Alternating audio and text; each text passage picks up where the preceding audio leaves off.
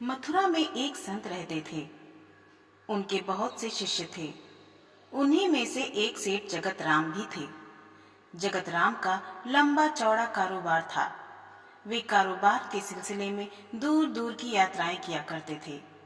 एक बार वे कारोबार के सिलसिले में कन्नौज गए। कन्नौज अपने खुशबूदार इत्रों के लिए प्रसिद्ध है। उन्होंने इत्र की एक महंगी शीशी संत को भेंट करने के लिए खरीदी। सेठ जगत राम कुछ दिनों बाद काम खत्म होने पर वापस मथुरा लौटे। अगले दिन वे संत की कुटिया पर उनसे मिलने गए। संत कुटिया में नहीं थे। पूछा तो जवाब मिला कि यमुना किनारे गए हैं स्नान ध्यान के लिए। जगत राम घाट की तरफ चल दिए। देखा कि संत घुटने भर पानी में खड़े यमुना नदी में कुछ देख रहे हैं और मुस्कुरा रहे हैं। तेज चाल से वे संत के नजदीक पहुंचे। प्रणाम करके बोले, आपके लिए कन्नौज से इत्र की शीशी लाया हूं। संत ने कहा, लाओ दो। सेठ जगत राम ने इत्र की शीशी संत के हाथ में दे दी। संत ने तुरंत वह शीशी खोली और सारा इत्र यमुना में डाल दिया और मुस्कुराने लगे। जगत राम यह दृश्य देखकर उदास हो गए और सोचा, एक बार भी इत्र इस्तेमाल नहीं किया, सूंघा भी नहीं और पूरा इत्र यमुना में डाल दिया। वे कुछ न बोले और उदास मन घर वापस लौट गए। कई दिनों बाद जब उनकी उदासी कुछ कम हुई तो वे संत की कुटिया में उनके दर्शन के लिए गए। संत कुटिया में अकेले आंखें मूंदे बैठे थे और भजन गुनगुना रहे थे। आहट हुई तो सेठ को द्वार पर देखा। प्रसन्न होकर उन्हें पास बुलाया और कहा, उस दिन तुम्हारा इत्र बड़ा काम कर गया। सेठ ने आश्चर्य से संत की तरफ देखा और पूछा, मैं कुछ समझा नहीं।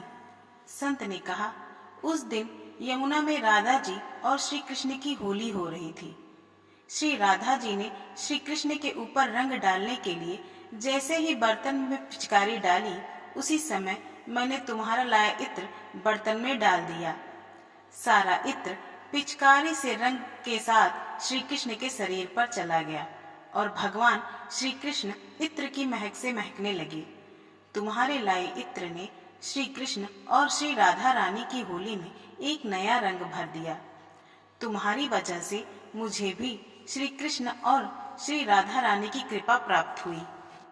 सेठ जगत राम आंखें फाड़े संत को देखते रहे। उनकी कुछ समझ में नहीं आ रहा था।